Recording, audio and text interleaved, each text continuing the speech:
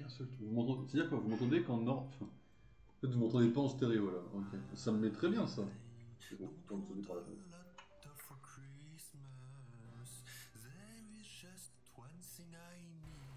Ok. Ok, bonjour mesdames et messieurs, bonjour à tous et à toutes. Attendez, je regarde juste que ce soit bien ça que vous avez dans les oreilles. 5 secondes. 5 secondes. Ok, nickel. Ok. Ok. Je croyais que vous aviez une espèce de tac tac tac tac tac. Non, ça c'est assez vite enlevé. Je regarde juste sur une scène. Je pensais le de Baldur, c'est au pif. Ouais, voilà. Je sais pas pourquoi des fois le micro il disparaît, ça me pète les couilles. Voilà, c'est bon, il est revenu. Je n'ai littéralement aucune explication. En fait, mon micro, je sais pas si c'est Discord, je sais pas d'où ça vient. Il y a un problème avec le micro en ce moment. C'est assez pète couilles. Voilà, sur Discord, j'ai des problèmes de coupure. Genre ma voix se coupe. Et on sait pas d'où ça vient. J'ai tenté des mises à jour hier. Ça fait longtemps que ça fait ça en vrai. Ça doit faire 2 semaines. Je trouve pas de solution sur internet, donc j'ai tenté des trucs. On verra demain si ça aide, parce que demain, bah, en fait, on bosse sur Discord. Donc on verra demain si... Bah si, comment ça s'appelle? Si le problème est réglé. Et ça me saoule. Vraiment, premier degré, ça me saoule d'avoir ces problèmes de micro. Et puis là, des fois, en stream, bah ça me le faisait avant, mais là, ça le fait quasiment à tous les streams. Bah le micro n'est pas détecté automatiquement. Faut que j'aille le remettre. C'est casse-couille, mais bon. Bon, mesdames et messieurs, il n'y a pas eu de stream hier. Il commence à se faire tard, j'étais un peu crevé. Je me dis, bon, vas-y. Vous pouvez vous passer le mois pendant quelques soirs de temps en temps. Et puis là, ce soir, bah, je comptais streamer un peu plus tôt. Et puis j'étais en mode, attends, merde, j'ai pas fait ça, j'ai pas fait ça. J'ai pas fait le planning. Mais la vidéo sort bel et bien demain, ne vous inquiétez pas. Peut-être que si on finit les streams assez tôt, on verra un peu où on est niveau horaire. Peut-être que je vous ferai le petit planning avant d'aller me coucher. On verra comment ça se passe, on verra comment ça s'argue. Mais je peux pas vous promettre un planning, mais sachez que la vidéo sort bel et bien demain à 17h, la vidéo de Baldur's Gate. La fin en mode tacticien avec un petit montage. La vidéo de Thunderbolt, je suis toujours en écriture. Bah, j'ai eu plein d'informations que je voulais cette semaine. J'ai pas encore pu tout mettre à l'écrit. Il faut que j'organise ça et j'essaye de faire un nouveau. J'essaye de mettre à jour un petit peu le format des Pomésies avec un espèce de truc un petit peu d'humour.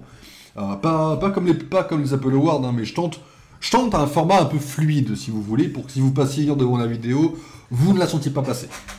Et ça commence dès l'écriture. Donc dès l'écriture, je focus déjà un petit peu et j'essaye de vous faire, on va dire, un beau montage et déjà une belle écriture pour vous promettre un beau montage. On verra ce que ça donne. Je mettrai ça du coup à l'écrit, hein, sur le planning. Vous verrez ce genre de choses écrites. Mesdames et messieurs, le stream va commencer par une tier list et on verra si après on va sur Lego. Mais je pense qu'on ira jouer un petit coup à Lego, même si c'est qu'une demi-heure, on ira sur Lego parce qu'il faut avancer. Mais mesdames et messieurs, on va vite fait parler d'une série. Pas forcément une série que je décrirais comme populaire, mais une série qui, je pense, a su trouver un public.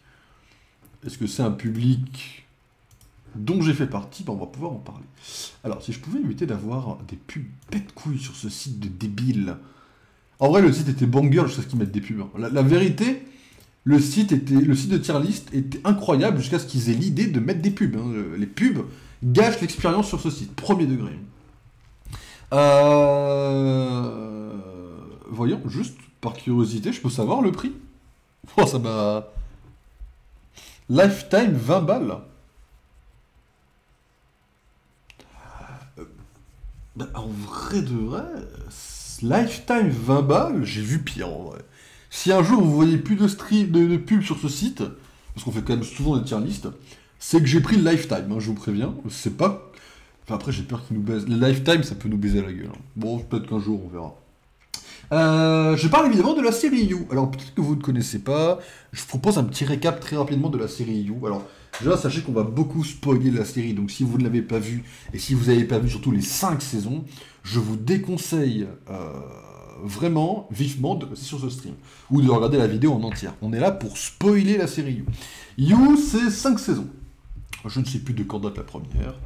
Et cette semaine, j'ai enfin terminé la série. Alors, on m'avait montré les 2 premières saisons. Si mes souvenirs sont bons. Non, on m'avait montré les 3 premières saisons. Et j'étais en mode, vas-y, c'est sympa. Alors, c'était... En fait, les plot twists étaient cool, j'étais à fond dedans, etc.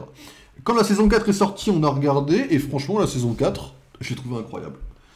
Et là, la saison 5 est sortie, et je me suis remis à la saison... Enfin, à la série depuis le début. J'ai revu les premières saisons. La première saison était un petit peu lente, mais c'était sympa. L'humour bien décalé, bien dark, était... Franchement, c'est le truc à la con, vous voyez, mais quand il est là et qu'il suit la fille... En fait, c'est l'histoire d'un mec qui suit des gens, en fait, grosso modo. Et quand il suit une fille, il est là en mode... Il y a la voix off. C'est une série avec une voix... Enfin, une voix off, c'est sa voix à lui, en fait. Il narre sa propre histoire. Et en fait, il est là en mode... T'as de la chance que je suis là. N'importe quel taré pourrait te suivre, alors que lui-même suit la fille. C'est plutôt marrant, j'ai plutôt accroché en fait cet humour en saison 1. En saison 2, le problème c'est qu'on commence à avoir une espèce de légère redondance avec une autre fille. Mais le schéma reste le même et ça reste un petit peu trop le même pour que la saison 2 puisse être décrite à mes yeux comme un chef-d'œuvre.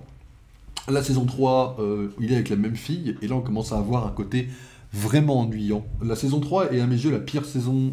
Ok, c'est faux, c'est la 5. La saison 3 était la pire saison parce qu'elle commençait à être longue, et sachant que Love, qui est un des personnages de la série, n'est pas un personnage avec lequel j'accroche particulièrement, donc la saison 3 était un petit peu lente. On a des histoires un petit peu à la con, mais on reviendra dessus sans problème. Et la saison 4 est ma saison préférée, parce qu'on explore un nouveau domaine et parce que la série ose un renouveau. C'est-à-dire que sur les 5 saisons, je trouve que la saison 4 est la plus originale et que c'est là où on voit le plus quelque part de différent. C'est-à-dire que la 1 prépare quelque chose, la 2 arrive à légèrement améliorer, mais en gardant la même formule, ce qui fait que oui, c'est un petit peu mieux, mais ça se ressemble un petit peu trop. C'est comme une évolution Pokémon. Vous avez les stades 1, c'est la saison 1, et vous avez le stade 2, c'est la même chose, mais un peu amélioré. Du coup, vous êtes titillé, parce que d'un côté, c'est un petit peu mieux, mais d'un autre, c'est la même chose. La saison 3, ils ont tenté un truc auquel j'ai pas spécialement accroché. La 4, ils tentent quelque chose de très nouveau, très rafraîchissant, un autre pays, vraiment quelque chose sur un autre terrain, alors je vais dire entre guillemets de psychologie. Ça, c'est cool. Et puis on a la saison 5, du coup, que j'ai découvert. Et en fait, la saison 5, quand j'ai découvert ça, j'étais en mode ok. La full découverte, je sais pas où ça allait. J'ai vu aucun spoil. Je pensais que j'allais avoir du mal à accrocher, même si le début était quand même cool, et la série a pris une tournure de bâclage, je trouve. Mais on va revenir sur ça en parlant des personnages. On a une liste de 71 personnages qui ne rentreront clairement pas dans 5 catégories. Bon, on peut appeler ça les GOAT, la première catégorie, c'est les GOAT. Ça, c'est les personnages incroyables. On a les personnages sympas slash cool. On a les corrects, genre ça existe, ils sont là, c'est correct slash ok. Hein. On a les personnages mauvais, bon on a juste pas trop envie de les revoir.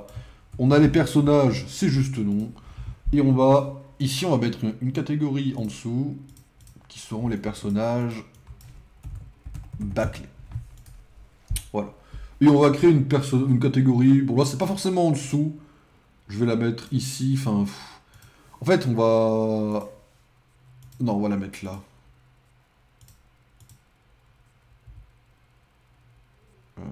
Les couleurs, on les verra après. C'est les figurants. C'est genre, ils sont là, mais en fait, tu t'en bats les couilles, vraiment. Alors, attendez, on va essayer de faire ça dans l'ordre correct. 2, 3, 1, 2, 3, 4. 1, 2, 3, 4, 5. Ok, il a pris le vert, donc lui il prend le vert comme ça. Et toi, tu prends le bleu. Ok. Alors, le premier personnage. Attendez, je vous ai même pas mis de musique, je suis un connard. Ah mais c'est ça, je suis streamer professionnel, mesdames et messieurs, vous vous doutez bien que la musique, je vous la mets directement. Voyons, mesdames et messieurs. Sur quelle musique on va Oh, je sais. Oh oui. Oh oui. Ah mais ça, avec l'annonce qu'il y a eu... on reviendra vite fait sur l'annonce, je pense, en deux spi. L'annonce du Nintendo, en direct. On reviendra 2 secondes dessus.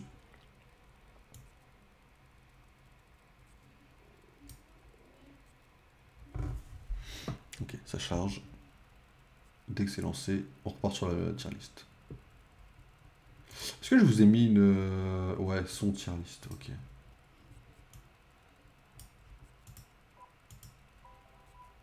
Ok. Bien, mesdames et messieurs, je vais pouvoir on va pouvoir commencer cette tier list.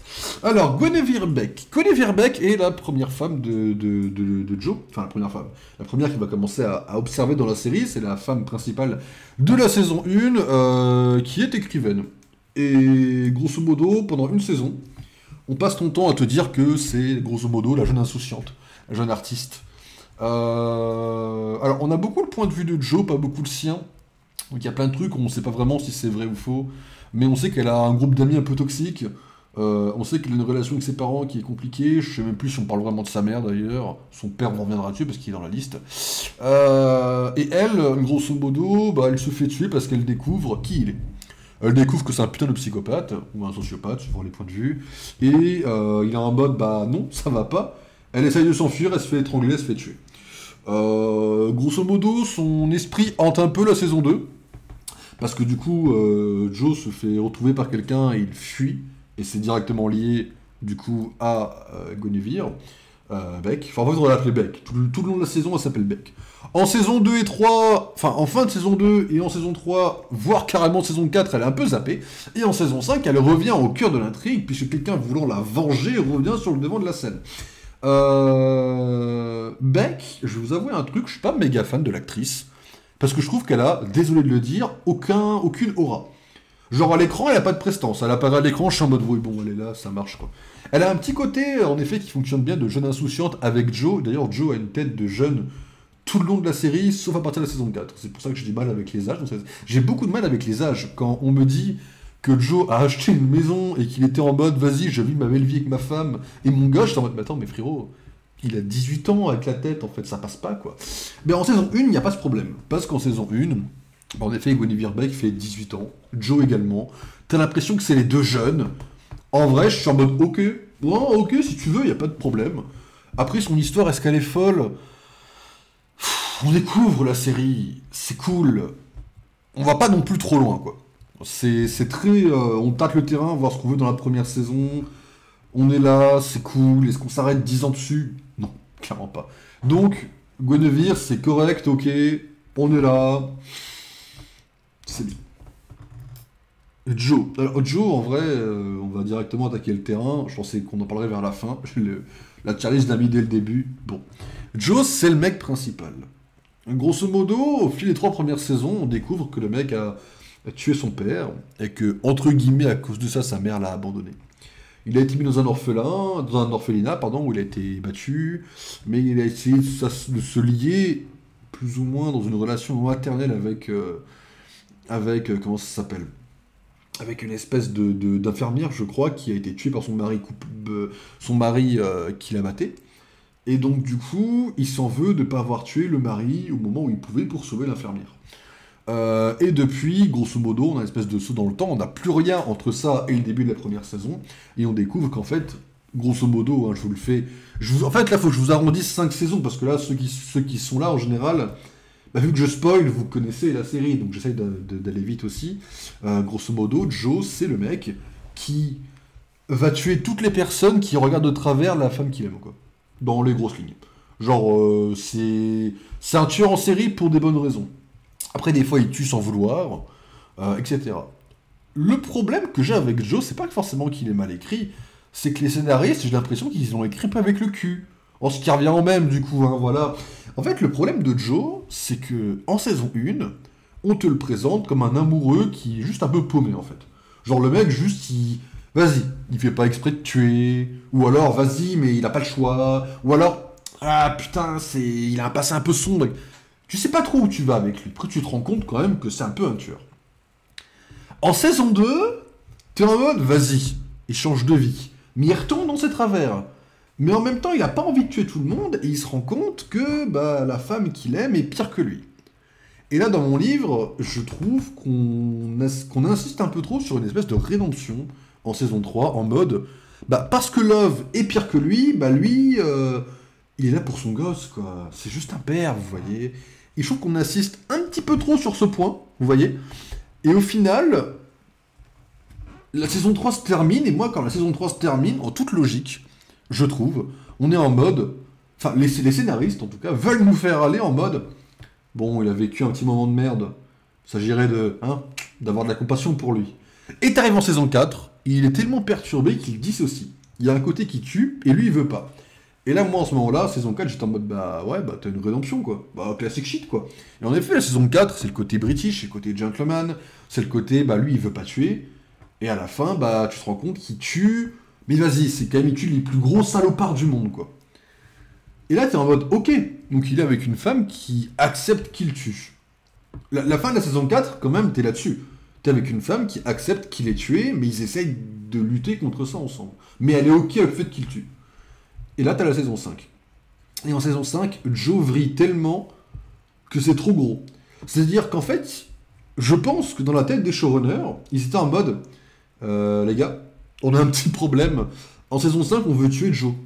Le problème, c'est qu'on a passé 4 saisons à essayer de lui faire une espèce de rédemption. Du coup, il faudrait le faire vriller. Alors, là, le problème n'est pas cette décision, même si elle est légèrement hachée par rapport au reste de la série. Le problème, c'est qu'ils veulent garder leur schéma de 10 épisodes en une saison. Et en fait, avec tout ce qu'ils avaient à raconter, ben en fait, le vrillage de Joe à la fin est à chier.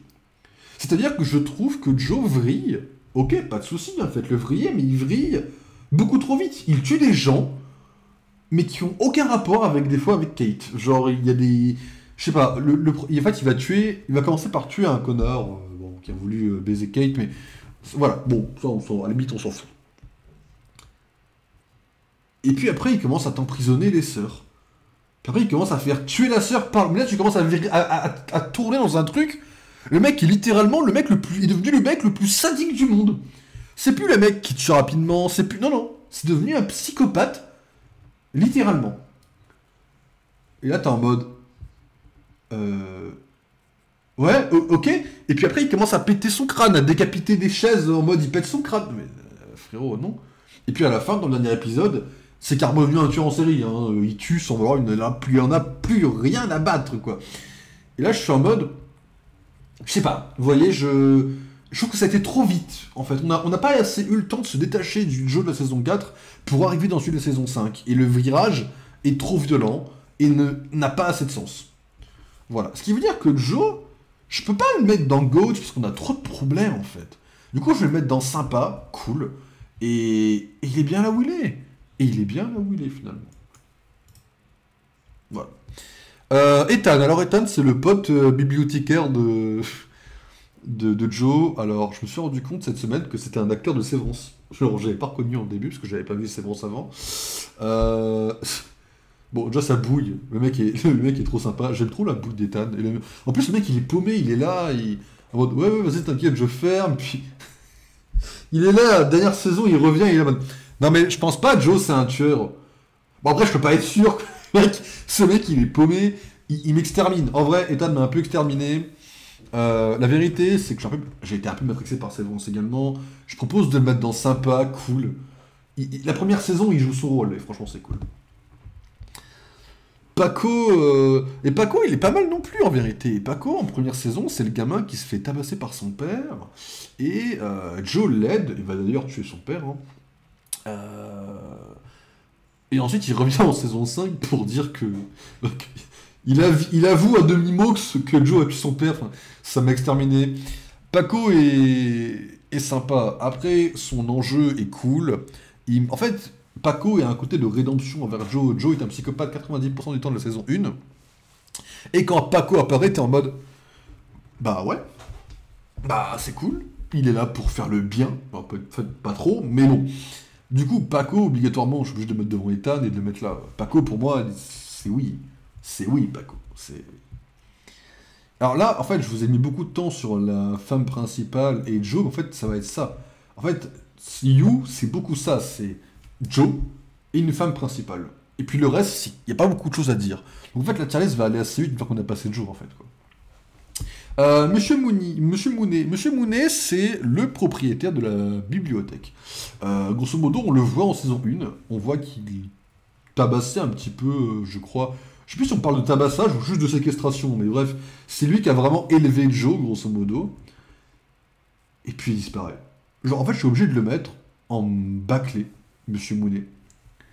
Parce que Monsieur Mounet, il te le présente comme une figure d'autorité, il te le présente comme un mec qui en impose. Il est là, le mec, quoi. Il va même le voir une fois avec Beck, et puis après, il disparaît de la série. Ils te disent pas qu'il est mort, non, non. C'est-à-dire juste qu'on parle de lui en mode, oui, Monsieur Mooney m'a battu dans la cage, ou Monsieur Mooney m'a renfermé dans la cage, mais on te parle jamais de là où il est. Alors, en supposition, c'est que là, on le voit avec Beck, il est dans un... Dans mes souvenirs, il est dans un lit, mais il est déjà à moitié en train de crever, en fait. Hein. Donc ça m'étonnerait pas qu'il crève.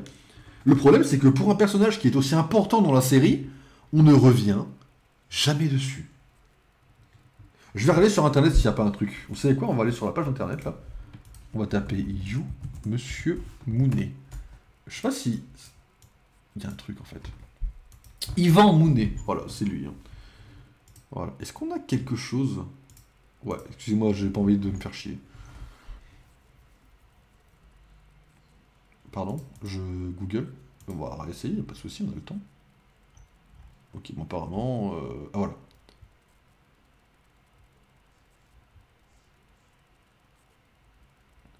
Mooney est victime d'un AVC, reste allongé sur le sol pendant des jours, incapable de bouger, car Joe Goldberg était absent après qu'il ait décrit. Bon, d'accord. Alors, je peux comprendre l'état végétatif, hein, mais je sais pas. C'est pas fou. Enfin, en fait, je sais pas, c'est à chier, non? C'est à chier, quoi. Genre, jamais il se relève, jamais il meurt. Genre, juste, il reste végétatif. Bah, c'est bâclé, c'est à chier. Oh, putain de merde. Ouais, bah voilà. Bon, c'est à chier. Alors, lui, c'est Benji. Benji, c'est le premier petit copain de Beck. En vrai de vrai, premier degré, je le mets comme figurant. Genre, on en a rien à foutre. Enfin, il meurt, on en a rien à foutre. Il fait 3 postes à la con, on en a rien à foutre. C'est juste le premier mec que Joe tue à l'écran, dans mes souvenirs, mais bon... Figurant complet. La fille, j'ai même plus le prénom, mais c'est encore pire. Hein. Elle, je sais même plus le prénom. Lui, moi, je me souviens du prénom. Mais elle, c'est une figurante. Et alors, elle, je l'aime un peu parce que j'aime bien sa tête. Genre, physiquement, je suis en mode, ouais, ok, je me souviens quitter. Bon, c'est une des copines de Beck, elle aussi, d'ailleurs. Hein. Mais elle, c'est une des copines de Beck qui a lâché une vidéo en mode... vidéo polémique, mais genre plus, quoi. Et j'étais en mode, ah... Ouais, d'accord, ok. Genre, elle m'a fait rire 1 ou 2 fois. Je suis en mode, vas-y, correct, ok, vas-y. Je l'accepte. Peach. Mais alors, Peach, elle va être haut dans le classement, mais je l'aime pas. Alors, attendez, je vais vous expliquer ça un peu à ma façon.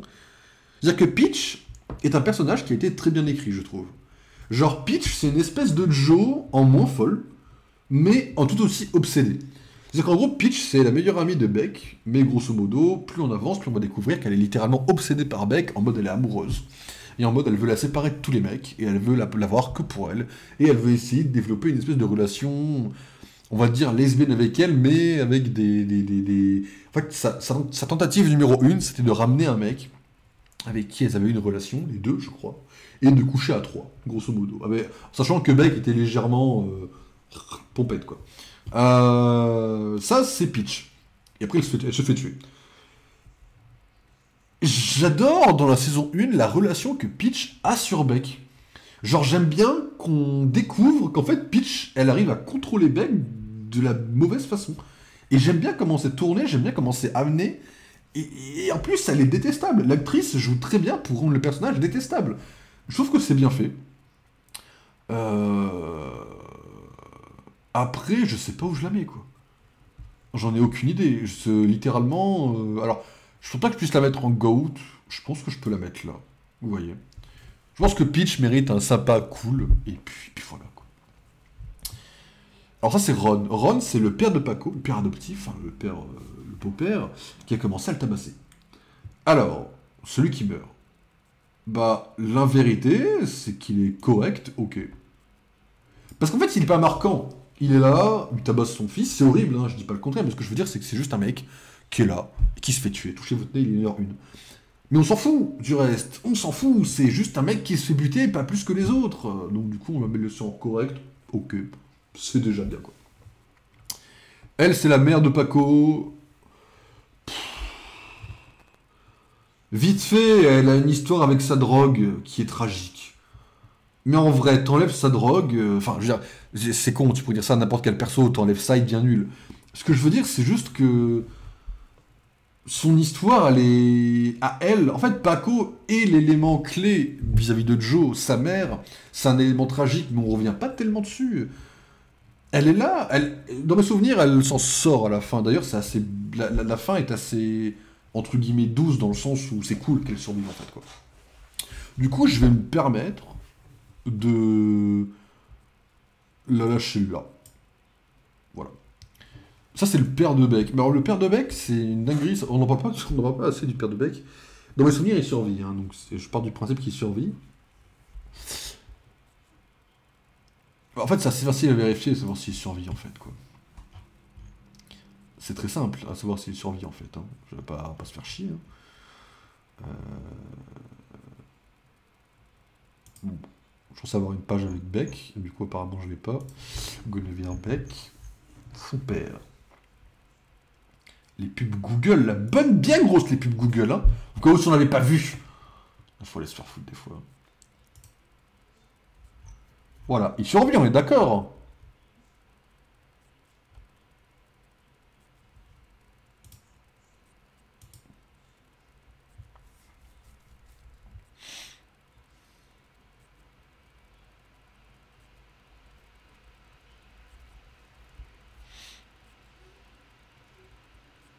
Voilà. Donc, on part sur... Oh, à la fin, on part, mais... Il part, mais en fait, le truc, c'est que Beck, bah, elle meurt. Et lui, on n'a jamais de... Son 30e mois d'abonnement, salut Jean. J'entends confortablement, merci pour les 30 mois d'abonnement. Le truc, c'est que lui, en saison 1, quand il part, bah on s'en bat les couilles. Enfin, je veux dire, il a un côté vite fait jalousie vis-à-vis de... Enfin, vis-à-vis. Joe est jaloux vite fait de ce mec-là. C'est juste son père. Hein. Le truc, c'est que... Bah après, il n'y a plus d'importance. Genre, le personnage est mauvais. Je peux pas dire bâclé, parce qu'il a un petit rôle, parce qu'il aide Beck à reprendre son écriture, etc. Mais au final, bah, le mec est juste là pour avoir un petit enjeu de jalousie avec Joe, et c'est tout. Et c'est tout, c'est pas fou. C'est pas fou, c'est limite bâclé. Mais pour moi, Mooney est vraiment bâclé par rapport à lui, donc... Wesh. Wesh. Attends, pardon. Wes. Esh. Voilà, je lis le message. Le docteur Nikki. Le docteur Nikki, je vais vous dire un truc où je suis pas très objectif.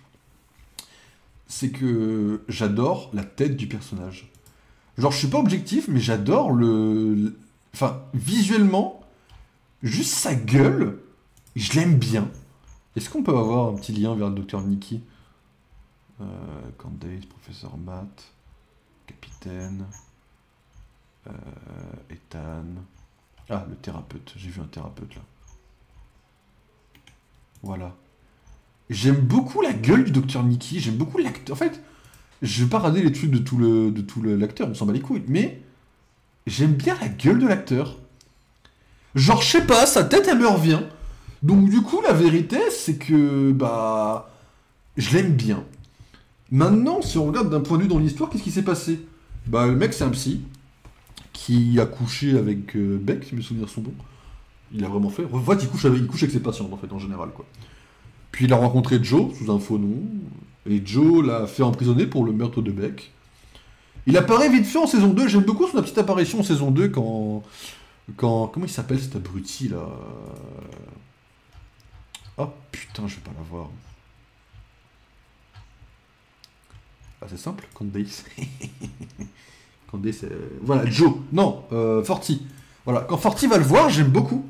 En mode, Forty va voir le psy pour lui dire d'écrire son histoire. J'aime beaucoup ce passage-là.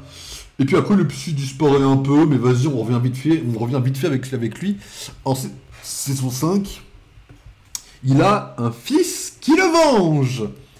Il était où ce fils? Enfin bref, on va pas revenir sur le fils, on en reviendra quand on y sera. Mais en gros, le docteur Nikki, c'est un perso qui a été arrêté, qui n'a pas voulu spécialement se défendre, parce que pour lui, c'est une pénitence, vis-à-vis du fait d'avoir couché avec une patiente. Et il est libéré en saison 5. Bon, parce que j'aime bien sa tête, il va finir en correct, ok, vous l'avez. Maintenant, la vérité, c'est qu'il est légèrement bâclé en saison 5. En saison 5, si elle avait été vraiment bien écrite, on aurait eu beaucoup plus de passages avec lui. Enfin, je veux dire, s'il vous plaît, c'est normal d'avoir plus de passages avec lui. C'est un personnage important en saison 5. Son nom est cité plein de fois. Mais on le voit pas assez. On le voit à sa libération vite fait, quoi. Je sais pas. Je sais pas ce qu'ils ont voulu faire. C'est un peu à chier. Elle, ouais, elle c'est pareil, je suis pas trop fan du personnage. C'est la sœur de elle. Et grosso modo, elle prend soin de Paco en son absence, quand elle va en cure de désintox. Elle prend soin de Paco. Puis à un moment donné, Joe se sépare de Beck, il couche avec elle. Et puis il sort avec elle, puis à la fin il se sépare en mode ok. La vérité c'est que le personnage, moi je le considère comme mauvais. Parce que c'est juste le perso qui est là pour coucher avec Joe en l'absence de Beck. Elle sert qu'à ça en fait, après elle disparaît, elle n'a pas vraiment beaucoup d'utilité. On se sent pas mal pour elle, enfin moi je me suis pas senti mal pour elle. J'ai pas été content non plus, enfin, en fait j'ai pas forcément d'émotion, genre c'est deux doigts d'être figurant, en fait le problème c'est que elle est trop mauvaise pour être figurante quoi. Genre je m'en souviens trop quoi. Bon, voilà. Elijah vraiment, bah, Elijah c'est figurant littéralement, enfin juste au-dessus d'elle parce que je me souviens du prénom. Le problème c'est qu'Elijah c'est le mec avec qui couche Candace et Joe le tue. Bon, on sait rien du perso, c'est un connard qui couche avec elle. Bon, ça se règle. Forty, je vais passer pour un connard, mais c'est grotesque, hein. Forty, c'est le frère de Love. Au début, il te le passe pour un gros connard absolu qui... Bon, qui est limite un des plus gros fils de pute d'Hollywood, hein. Mais en fait, au fur et à mesure, tu comprends qu'il est un peu plus complexe que ça. Et j'adore son évolution à Forty le long de la saison 2. Bon, sa mort est assez inévitable. Elle a un côté vraiment tragique. Mais j'avoue que Forty, c'est un personnage que j'aime beaucoup. Parce qu'il est tourné en ridicule, mais comme il le faut. C'est-à-dire que le mec est complètement con, mais en vrai, t'as des facettes où t'es en mode oh putain, mais Forty, t'es incroyable. Et ça fonctionne. Ça fonctionne assez bien. Et en vrai, Forty est assez impressionnant dans ce mélange de persos assez random d'arriver à sortir du lot. L'acteur se donne à fond, il s'éclate, ça fonctionne. En vrai, Forty est cool. Forty est incroyable. J'aime beaucoup Forty. Alors lui, c'est figurant. Lui, c'est figurant, mais vas-y, je sais même plus. Enfin, elle, au moins, je sais que elle sort de la série et qu'on s'en bat les couilles. Lui, je sais que c'est le mec qui fait passer l'entretien d'embauche à Joe. Je sais même plus comment ça finit, à quoi il sert, en fait. C'est Osef sur 20, quoi. Alors, elle, j'ai plus le prénom, mais c'est Delila, je crois. C'est la voix. En fait, c'est celle qui loue l'appartement à Joe. C'est une journaliste, si mes souvenirs sont bons, qui couche avec un flic. Ou qui a c'est une amie d'une relation de sex fun avec un flic. Alors elle, c'est un peu pareil que elle, c'est-à-dire qu'elle couche avec Joe à un moment donné, mais la relation n'a aucun sens, hein. Le moment où elle couche avec Joe, il faut aller se faire foutre. Mais ils ont un coup d'un soir avec Joe, en effet, parce qu'elle était au plus bas. Elle s'est faite violer par un connard. Et à la fin, elle se fait tuer par Love. Alors, le personnage en lui-même, moi je vais le mettre dans sympa, cool, au-dessus d'Ethan. Bon, Ethan, il faut dire qu'il est là parce que, vas-y, c'est un abruti total. Mais Delilah est un vrai personnage, et en vrai de vrai, je veux bien lui donner le rôle de sympa, cool, parce qu'elle est drôle, parce qu'elle est tragique, et parce qu'elle a une importance réelle à l'histoire. Après, de là à dire qu'elle est vraiment attachante, je sais pas. Elle est là. C'est déjà bien d'être là, en vrai. C'est déjà sympa, cool. En fait, il faut savoir une chose. La série You, moi, je la trouve pas forcément incroyable. J'ai trouvé vachement cool. C'est déjà bien d'être une série vachement cool. Et ce que je veux dire, c'est que dans une série vachement cool, être dans la catégorie sympa, cool, c'est déjà bien. Vraiment. On n'en parle pas assez de ça. Ah, Candace. Mais Candace, je trouve qu'on... Candace, c'est le mixte entre banger et à chier. C'est-à-dire qu'en fait, en saison 1, il y a tout un mystère sur est-ce que Joe a tué Candace. En saison 2, tu vois que non. Puis elle sort avec Forty. Elle est partie en couille à ce moment-là. En fait, Candace, c'est le perso. Alors tu comprends comment elle est partie en couille à ce point-là, mais d'un point de vue spectateur, elle est trop partie en couille pour te dire qu'elle avait raison. Et en fait, ça c'est un truc que j'aime bien dans la série, c'est qu'ils ont réussi à donner une espèce de rédemption à Joe pour que Candace passe pour une méchante / folle. Et en fait, ça rend assez bien dans ce qu'ils ont voulu faire, je trouve. Du coup, Candace, pour moi, c'est bien en vrai. C'est une bonne perso. Maintenant, elle se fait tuer par Love, on n'en revient plus jamais. Bon, de toute façon, tout le monde pensait déjà plus ou moins que Joe l'avait tué, donc bon. Enfin, plus ou moins tout le monde faisait déjà ce sous-entendu, donc bon, on n'est plus à ça près. Candace, je propose je propose là. C'est déjà bien correct, quoi. Love. Mais Love, en vrai, je vais créer une catégorie juste pour Love, d'accord. Je vais la mettre ici, d'accord. Ça sera plus ou moins à peu près là où je la place, vous voyez ce que je veux dire? On va décaler toutes les cases d'une couleur.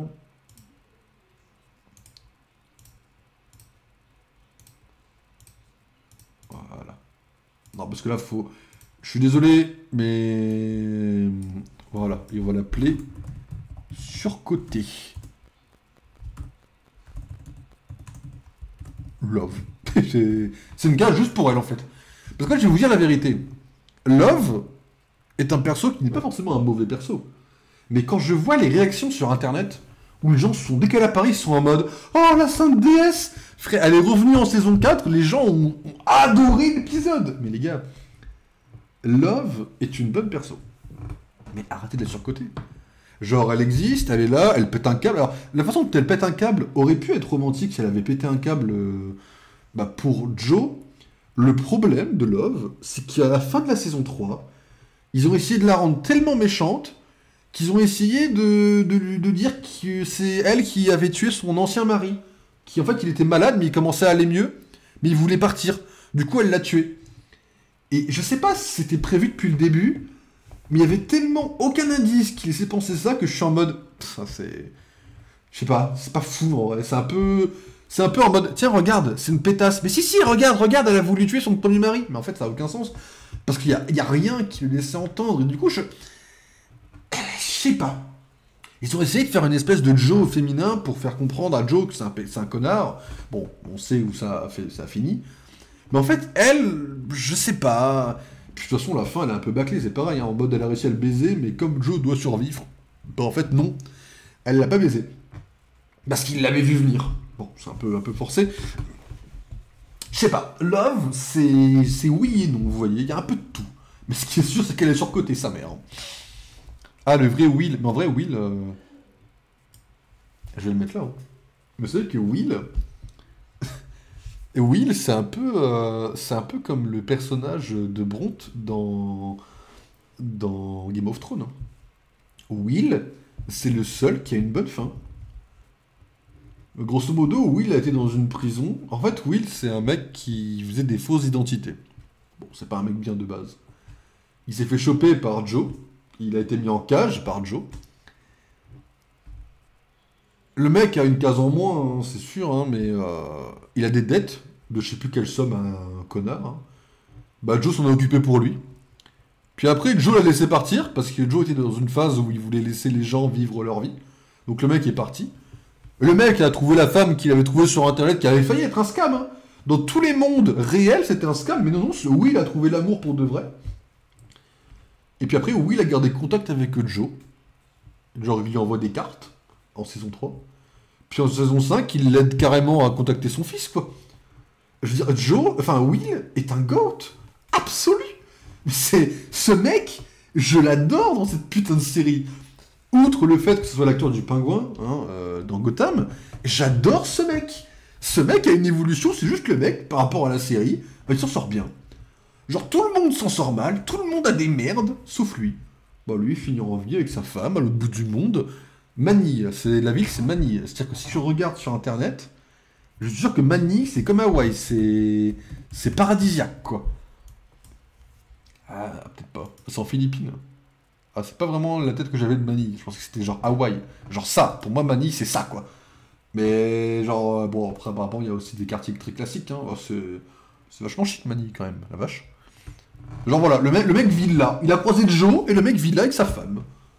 Pépère, le frérot, quoi. Donc oui, le mec finit bien, quoi. Ah, Ella. Alors, Ella est la petite sœur de Lila. Et vous savez déjà où je vais la mettre, je suppose, elle va le finir là. Et pourtant, je suis pas une grande fan de Jenna Ortega. Je suis pas un grand fan, pardon, de Jenna Ortega. Et je n'aime pas spécialement Jenna Ortega. Genre, je suis pas forcément une actrice que j'aime bien. Je trouve même qu'elle joue assez mal, de mon point de vue purement personnel. Mais le perso est bâclé de fou. Alors, en saison 2, elle est assez incroyable, parce qu'en saison 2, c'est l'espèce de petite sœur, mais protectrice par rapport à la grande sœur, qui fonctionne bien. Bon, après, elle voit que sa sœur s'est fait tuer. Joe, il est en mode, t'inquiète, je te couvre. En saison 3, t'as un début qui est incroyable où Joe vole des livres pour donner de l'argent à la gamine. Puis après, il arrête. Puis après, elle revient jamais.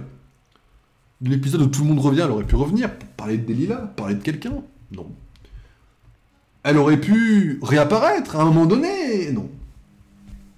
Pourtant, elle dit bien, je te déteste. Elle revient jamais. Bâclé. C'est même la définition même de bâclé, en fait. Bref. Anderson. Mais Anderson, c'est figure entière dans mon livre. Hein. Bon, vas-y, on s'en souvient un peu plus qu'eux, mais vas-y. En fait, Anderson, c'est le mec qui a violé Delilah et qui viole des gamines. C'est un pédophile. Et puis il meurt. Et grosso modo, ce sont les seules informations qu'on a. Donc du coup, ben c'est un figurant. Alors oui, certes, un gros con.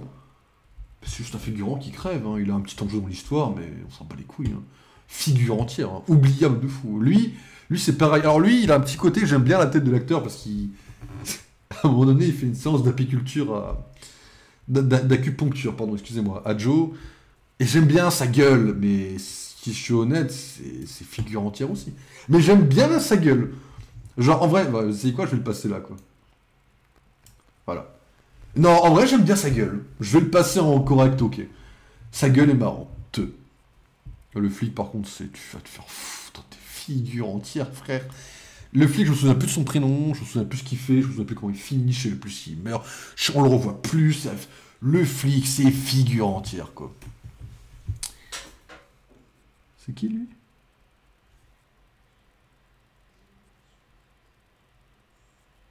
Ah, excusez-moi, on va avoir un problème, je me souviens plus de ça. C'est qui, lui? On prend la screen. Ce screen, on va le garder. On va aller sur Google Lens. Oui, oui, des gens se servent de Google Lens. Hein. Mais Google Lens, depuis que j'ai découvert cette application, ou je sais pas comment vous appelez ça, je jure que c'est un banger absolu. Hein. Vous le voyez pas, on est d'accord, hein?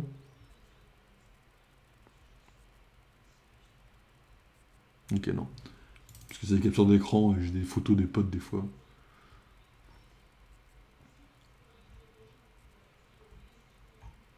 Ça me voit de Joel et Ellie, mais comment ça c'est Last of Us, mais allez vous faire foutre. On va taper You. Ah ouais.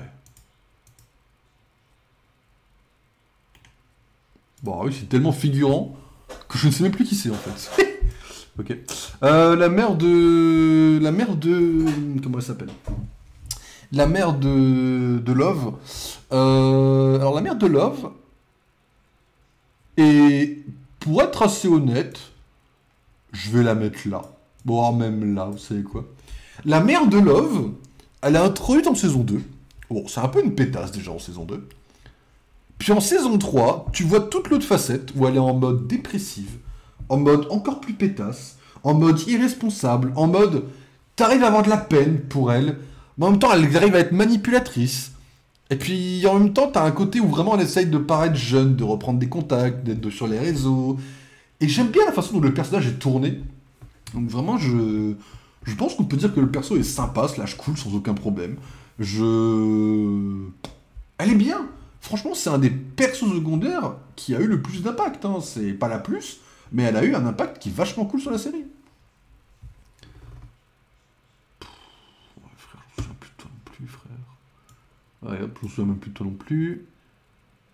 Et je me souviens plus de toi non plus. Ça va les mecs? Encore que ta tête, toi, me dit quelque chose, donc tu vas finir là, mais vous pouvez pas avoir des têtes dont on se souvient des gens? Je sais pas. Alors elle, c'est la mère de Joe. Bah, grosso modo, elle a abandonné son fils après qu'elle... En fait, elle était mariée à un mec violent. Elle a eu Joe avec ce mec violent. Ensuite, Joe a tué ce mec. Elle a été refondée d'une famille. Et puis elle s'en bat les couilles de Joe. Bon. Elle apparaît pas beaucoup, elle a un impact. En vrai, j'irai pas chercher très loin. Hein. Pour moi, ça finit en correct, ok, hein, mais devant Beck, parce qu'elle a eu un impact un peu plus marquante, et elle a un côté où t'as un peu plus envie de la détester que Beck. Vous voyez ce que je veux dire? Du coup, ça fonctionne un peu plus dans le jeu d'actrice, je trouve. Alors lui, c'est un des voisins, mais vas-y, je me souviens plus du voisin, on s'en bat les couilles. Toi, PTDR, tu es qui? mais attendez, mais il y a des problèmes de trou de mémoire, je sais même plus qui c'est. Alors elle, c'est Nathalie. Alors Nathalie, c'est la voisine de Joe, avec qui il va commencer à s'imaginer une relation, parce que ce mec est un malade mental, un détraqué de la tête. Il a failli coucher avec elle, mais finalement non. Et puis Love la tue. Le personnage est un cliché classique de la madame en banlieue qui s'emmerde dans sa vie, qui veut coucher avec ses voisins. C'est classique shit, j'ai envie de dire. Légèrement prévisible, classique. En vrai, vas-y, je la mets là, quoi. Ça va pas très loin, quoi. C'est sympa, mais... Son mari, ça c'est Matthew, c'est son mari. Mais Matthew, je l'aime beaucoup. Euh, Par rapport aux autres, moi je le mettrais là. Voire même là. En fait, je vais le descendre un petit peu pour une raison qui va pas être un petit peu méchante, mais le personnage a un côté bâclé. Matthew, c'est le mari de Nathalie qui va tout faire pour retrouver sa femme, c'est un féru de l'informatique. Il va être au point de fricoter avec la loi pour retrouver le tueur de sa femme, il va presque y être. Et quand il dit il va à la maison de Joe quand ce mec est paralysé, il voit Joe paralysé, il est en mode alors, c'est Love qui t'a fait ça, hein? Et bah chais! Alors, c'est pas ça, littéralement, mais grosso modo, c'est ça. Et moi, ça m'a fait rire, j'étais en mode ah ouais, il en a rien à foutre, putain! Et j'aime beaucoup toute sa persévérance dans le long de la série, toute sa tristesse. En fait, au début, t'es en mode vas-y, le mec s'en fout de sa femme, puisque sa femme va voir ailleurs, parce qu'elle s'en fout de lui, parce que lui s'en fout d'elle. Et en fait, au moment où il l'a plus, c'est là que tu vois le moment bien tragique, et ça fonctionne bien avec l'acteur, ça fonctionne bien avec l'enjeu, et par rapport au fait que la saison 3, tu te fasses un petit peu chier, bah, il apporte quelque chose à la saison qui fonctionne bien, quoi. Pour lui, c'est le mec qui se suicide, mais en vrai, vas-y. C'est... Ouais, vous savez quoi? Ça va là, quoi. Genre, lui, c'est le voisin. C'est un voisin qui a donné la varicelle... Enfin, c'est un voisin dont les enfants avaient la varicelle, mais il l'a pas dit. Du coup, ça l'a donné à Henry, donc le fils de Joe et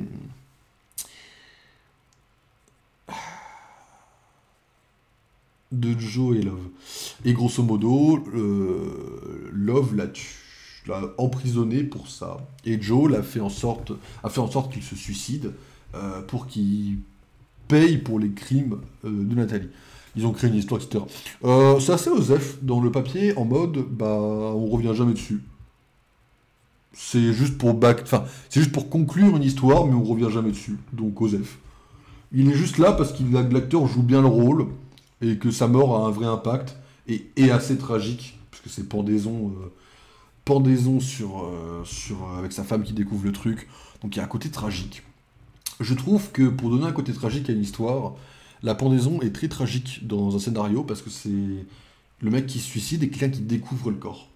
Genre, en plus, t'es en mode. Avec les caméras, t'as plus de choses à faire avec une pendaison qu'avec un suicide on va dire je sais plus le mot, par scarification. Genre, scarification, t'as un côté très sanglant à donner, ça c'est gore. Mais une pendaison, je trouve que t'as un côté très cinématographique, tragiquement, je veux dire, à donner. Genre, là, je suis un peu glauque en mode, j'analyse ça, mais je trouve qu'une pendaison est beaucoup plus tragique à la caméra que les autres morts quand tu parles d'un suicide. Et du coup, c'est vrai que ça a un côté où je me souviens bien du perso, parce que ça a un côté marquant, je trouve. Peut-être que c'est comme moi, mais c'est le ressenti que j'ai, quoi. Théo, en vrai, je peux dire que Théo, c'est un nom. Vous allez me prendre pour un malade mental, mais Théo, il m'a pété les couilles pendant la saison, et c'est majoritairement grâce à lui que j'ai pas aimé, à cause de lui que j'ai pas aimé la série. Enfin, la saison. Genre, est-ce que je peux dire que Théo m'a pété les couilles de son premier moment d'apparition à son dernier? Parce que Théo, c'est le mec, c'est le fils de Matthew. Grosso modo, Théo, c'est le mec qui se prend d'amour pour Love et qui va vivre une espèce d'histoire d'amour cachée avec elle, mais en fait, elle le manipule, en fait, pas trop, parce qu'elle l'aime bien quand même. Et en fait, ça s'accumule, et t'es en mode... Hey, calme. Tu nous casses les couilles, frère. Et c'est ça, pendant 10 épisodes.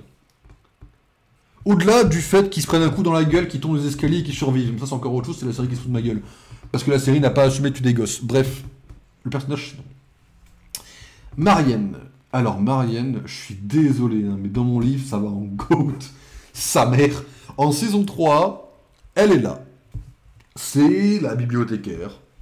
qui se décoince un petit peu au contact de Joe. C'est la vérité, désolé, la vérité c'est que au bout d'un moment où tu commences à trouver des grosses pelles sur ton lieu de travail, sous l'alarme incendie, tout seul dans ton truc, tu te décoinces un peu. Bon, moi je le ferai pas par exemple, vous voyez ce que je veux dire.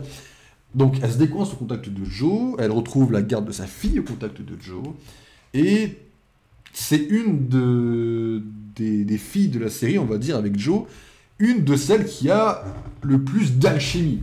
Parce que, excusez-moi, de mon point de vue personnel, Beck et Love, en termes d'alchimie, de ce qu'on ressent dans la série, on a un manque. Genre, la série te pousse à les aimer parce que voilà, c'est le couple, blablabla.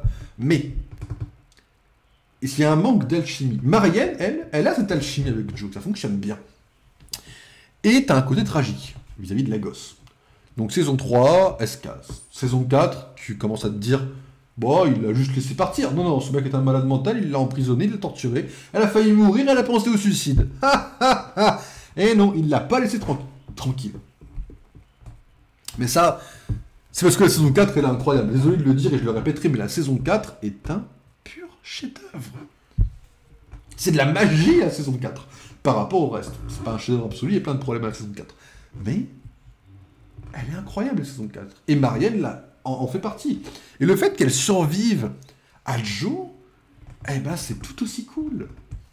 Maintenant, elle revient en saison 5, les cheveux, je sais plus si c'est chauve ou si c'est un rat, elle apparaît avec bien des muscles en mode Joe, je vais te péter la gueule. Et puis, il y a le dialogue. Le dialogue de Marianne en saison 4, c'est un des personnages qui est revenu pour le moins être bâclé en saison 5.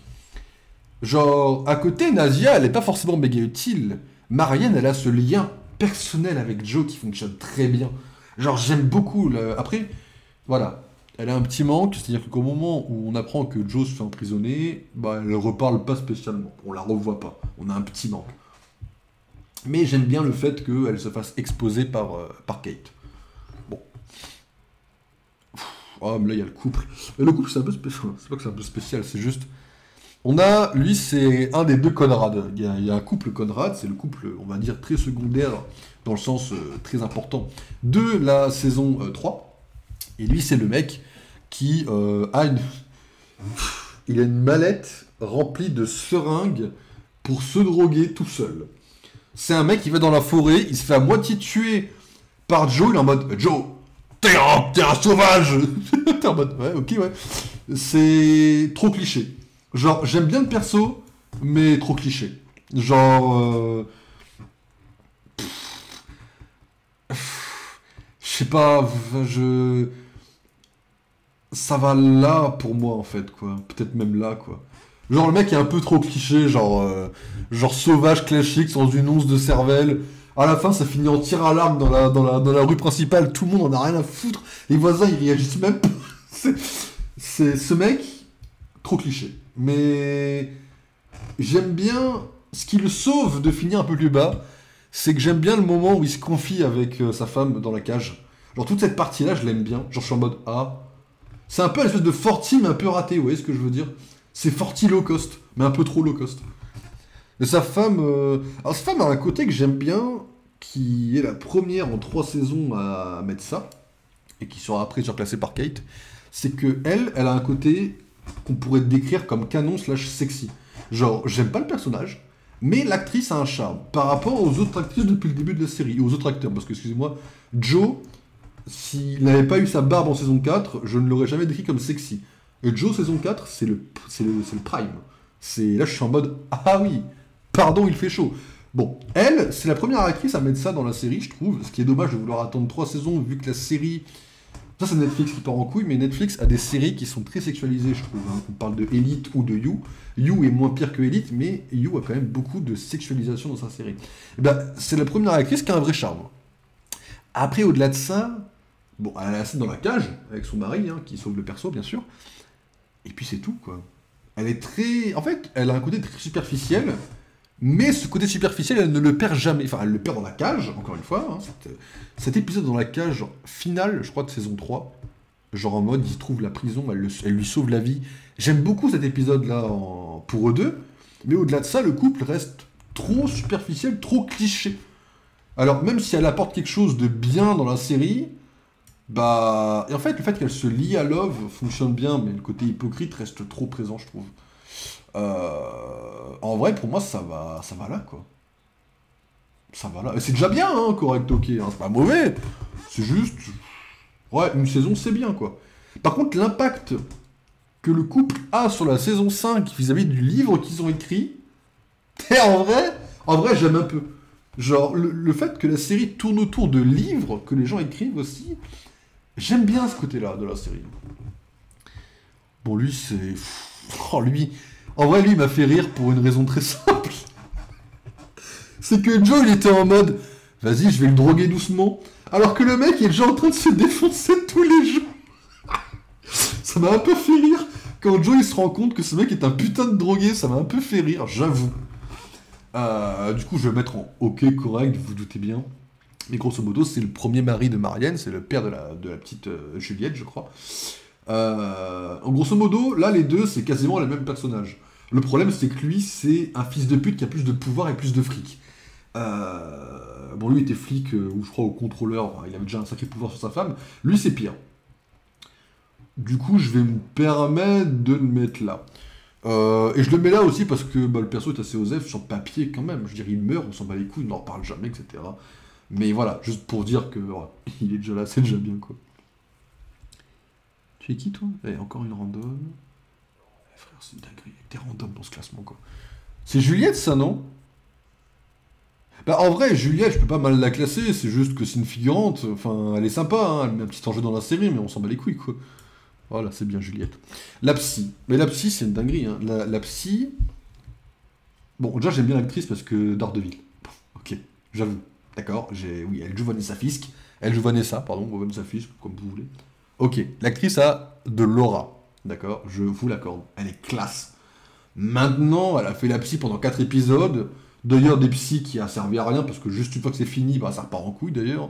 Mais littéralement, c'est genre dans un mauvais sens. Je veux dire, dans le sens où je considère que l'épisode des psys sert à rien parce que juste une fois que c'est fini, ça repart déjà en couille alors que ils sont censés, même quand écoutes leur voix off, avoir réglé leurs problèmes. Je trouve que ça a un côté trop hypocrite la série. Et même si c'est censé vouloir jouer sur... oui mais c'est normal, ils sont hypocrites, c'est des psychopathes. Non, j'en ai rien à foutre. Quand tu me fais perdre 4 épisodes pour que ça retourne en boucle, dans la même saison, tu vas te faire voir. Quoi. Alors la psy, elle va là, quoi. Peut-être là, parce que vas-y, j'aime bien l'actrice, quoi, mais... C'est déjà bien qu'elle soit là. C'est cool qu'elle soit dans la série. Je croyais m'attraper d'une des deux femmes là, mais non, non. J'ai confondu. Parce qu'il y a une des femmes, vite fait, en saison 2, je crois. En saison 2, il y a une femme qui s'appelle, je crois, Rachel, qui est censée être là où vit Candace. Mais en fait, non. Vous savez, c'est une femme qui fait du bondage. Je sais pas si vous vous en souvenez. Moi, j'en souviens parce que c'est une actrice de la série Heroes. Et comme je regardais Heroes à ce moment-là, au moment où je regardais un peu la saison 2, ça m'a fait un petit tilt. Du coup, voilà, c'était juste ça, mais elle est pas là. Alors, on va savoir pourquoi là ils ont mis les deux d'un coup, mais là c'est le couple gay de... Alors il y a Dante, je crois, c'est Dante et son mari, qui ont d'ailleurs adopté Henri. Hein. Le couple, pour moi dans mon livre, hein, c'est... Bah c'est là quoi. Bah, en fait la vérité c'est que quand tu réfléchis, ils sont là. Ils ont récupéré Henri, ils étaient trop heureux. Alors, en fait, le fait qu'ils n'aillent pas dans le GOT, c'est qu'en fait, en saison 4, 5, quand ils récupèrent Henri, Joe, on n'a pas leur réaction. Genre, je rappelle que ce couple de gays, sachant que lui est aveugle, je sais plus quel était le problème. Je sais plus si c'était le fait qu'il soit gay, qu'il y avait un problème pour adopter. Parce que les deux voulaient adopter, en fait. Et quand ils ont eu Henri, je suppose qu'ils étaient trop heureux, vous voyez.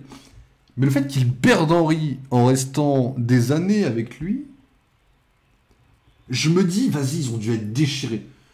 Et en plus, quand on en parle au début de la saison 5, on dit que Kate a dû lutter dans une bataille juridique, vraiment, pour le récupérer. Hein. On revient pas trop sur eux. Genre, ils ont un côté bâclé. Et pourtant, en saison 3, ils sont assez bons. Enfin, assez bon. Le mari, on le voit jamais, on voit que Dante à la, enfin, que Dante, pardon, excusez-moi, à la bibliothèque. Lui, on le voit vraiment pas. Mais on voit son mari qui est aveugle, qui a une relation avec Marianne d'amitié qui est très puissante, j'aime beaucoup. Genre, en fait, ces trois persos m'ont fait... Enfin, ces deux persos, excusez-moi, m'ont fait porter la saison 3 comme ils pouvaient, et merci à eux d'exister, quoi. Mais...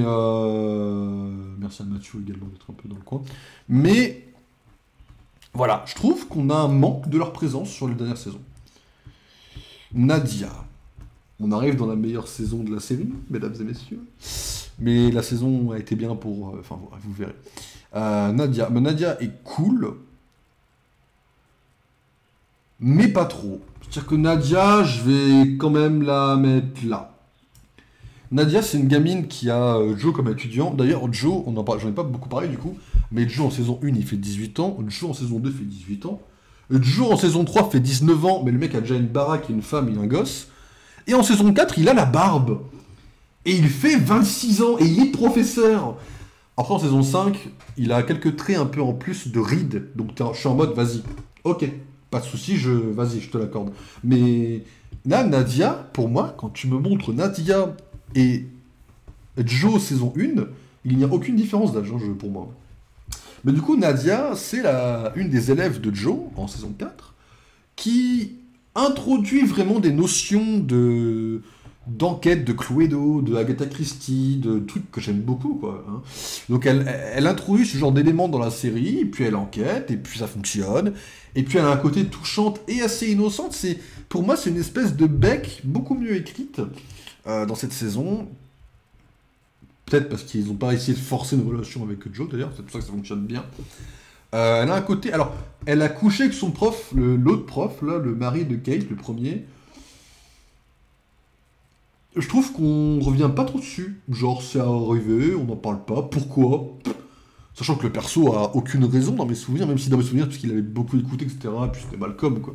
Malcolm était vraiment un queutard, hein. C'est le mot qui est utilisé en VF, hein. C'est le mot queutard, hein. C'est pas moi qui l'invente. C'est le mot queutard me semble très débile, mais bon, ça fonctionne pour Malcolm, vu sa tête de débile. Mais voilà, Nadia me semble bien ici. Ça, c'est le copain de Nadia, qui est d'un soutien sans faille, et qui se fait juste trucider la gueule. Bah, excusez-moi, hein, mais le perso, ça va... Pour moi, ça va là, hein. Ah ouais, ça va là, en vrai. Ouais, en fait, c'est Candace, je l'aime bien, mais... Lui, en fait, juste, il se fait tuer, juste pour avoir aimé une fille, mais il a aimé la mauvaise fille, et il s'est juste fait tuer, quoi. Bon, ouais, tu vois, là. Hop. Parce que Candace, elle est vraiment iconique. Genre, Candace, elle est là avec...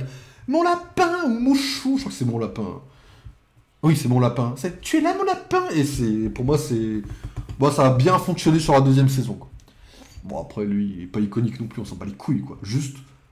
ça fonctionne. Enfin, saison 4, quoi. Et là, on arrive à celui où je sais pas du tout comment je le classe. C'est Reese Montrose. Parce que je sais pas si on parle de Reese ou si on parle de Reese. Et c'est compliqué pour moi. Premier degré. Genre... Je sais pas. Parce que si on classe juste le politicien, on s'en bat les couilles. Si on classe l'acteur et sa prestance dans toute la série, frère... Oh, oh, oh. En vrai, on va le classer... On va le classer que dans les deux, d'accord? Je suis obligé parce que c'est... Pour moi, il a porté une partie de la saison 4. Je vais le mettre en GOAT. Je vais le mettre là parce que comme ça, je le mettrai à la fin. Enfin, je le mets à la fin de GOAT, comme ça on triche pas trop. Ce mec, c'est un écrivain qui sort un peu d'une vie de merde pour devenir politicien.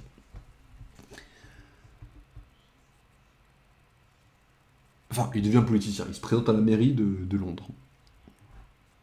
Et puis après, Joe le tue, le torture et le tue. Et basta. Et en fait, Joe a des hallucinations, c'est le côté de Joe tueur qui prend l'apparence de Reese parce que Joe est obsédé par Reese. Et au moment...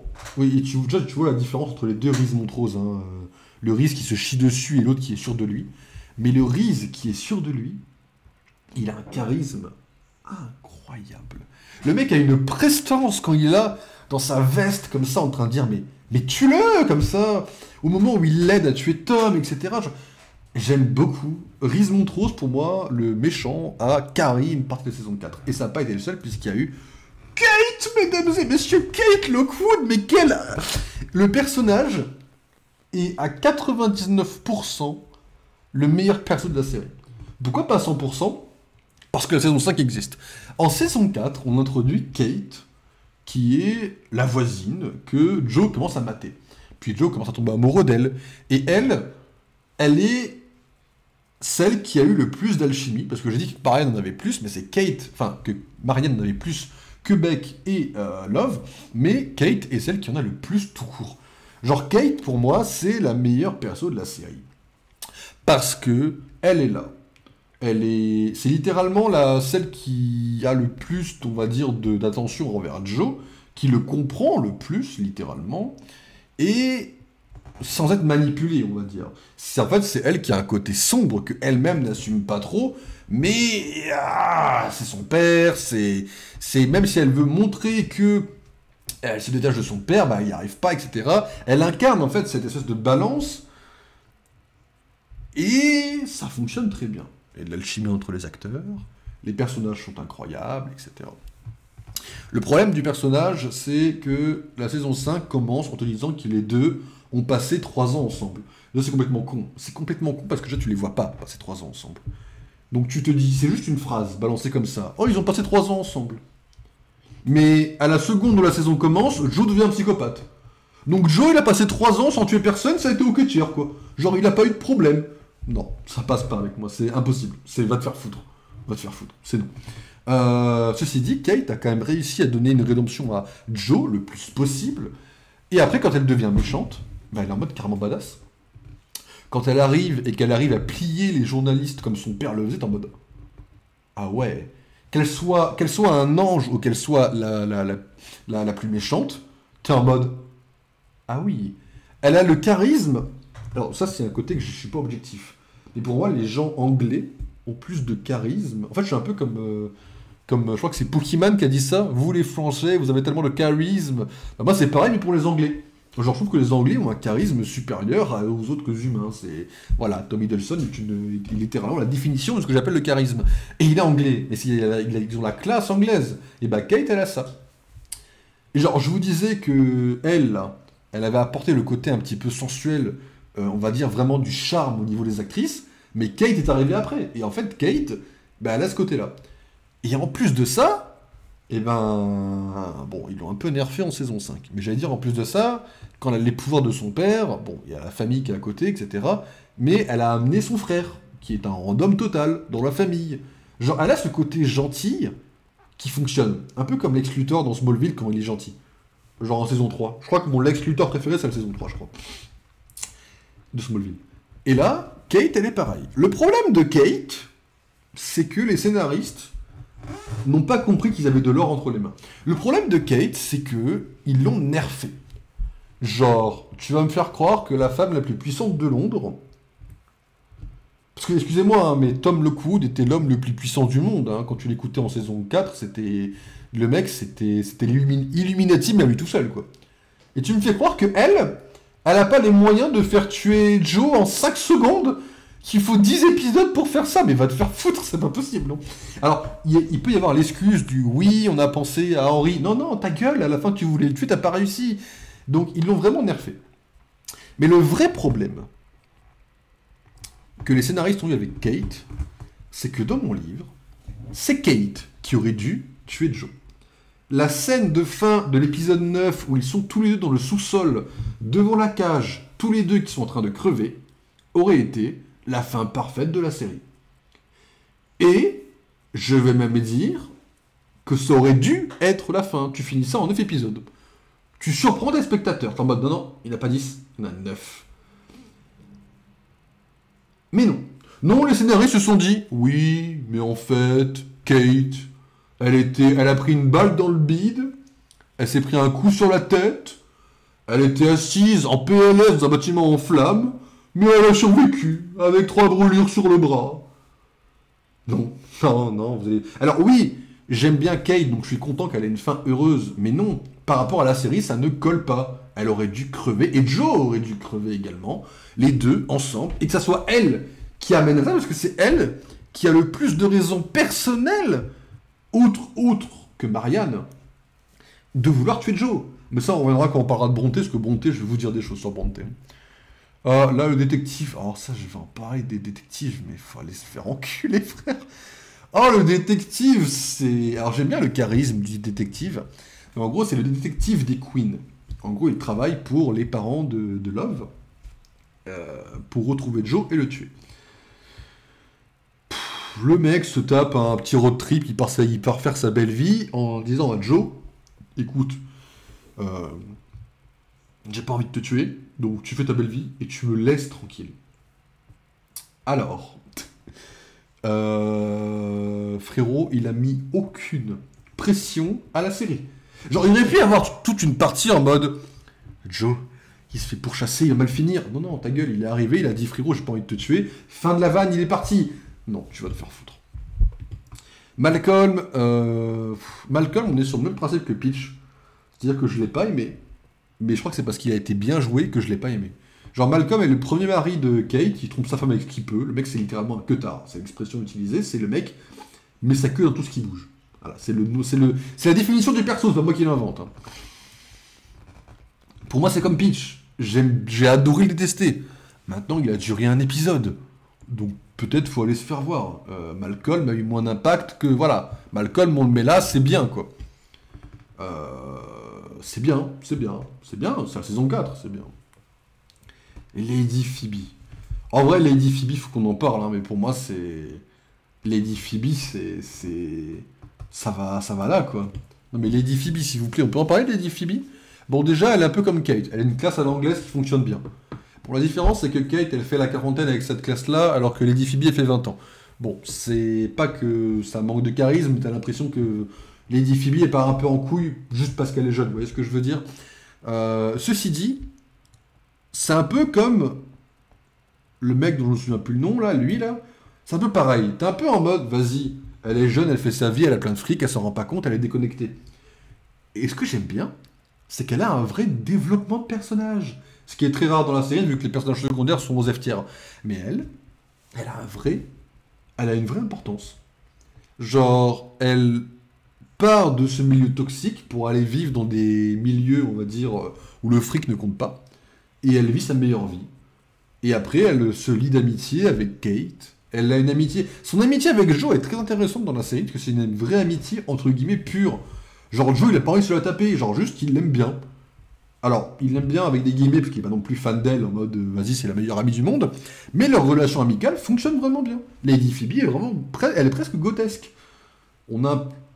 Son apparition en saison 5 était inattendue. Quand je l'ai revue, j'étais content. Je me dis, oh putain, il développe des personnages! Parce que tous les personnages importants meurent en général. Donc bon.